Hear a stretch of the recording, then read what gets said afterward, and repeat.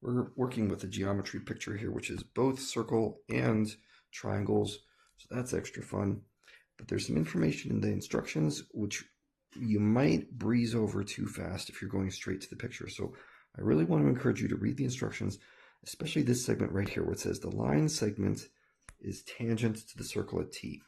Now, if you remember something special about tangents, that means it just barely touches the circle as it goes by, which means this is a right angle right here. Okay, so that's very useful information. That tells us this is 90 degrees. And we have 30 degrees over on the right-hand side. And if you remember, all the angles in a circle have to add up to 180, which means this one right here had better be 60 degrees, because 60 plus 90 plus 30 makes 180.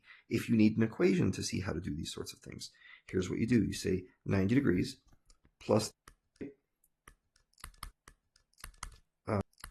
90 degrees plus 90 degrees plus 30 degrees plus question mark equals 180. And then you solve for what that question mark is. You get 120 plus question mark equals 180. Subtract 120 from each side, and you get this. Question mark equals 60. So that's great. There's my 60 degrees right here. Okay, and we got 90 degrees right here. I don't know what that went.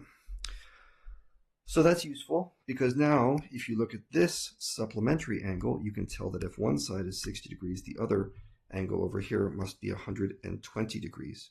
Okay, and now we're kind of up against a wall again because I'm missing one of the angles in this triangle.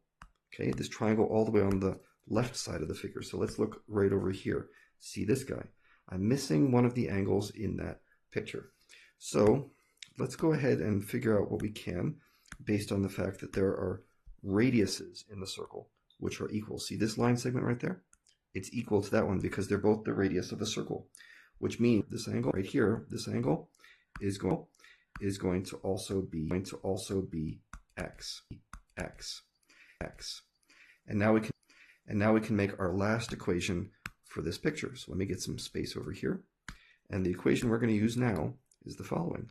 120 degrees plus x equals 180, right?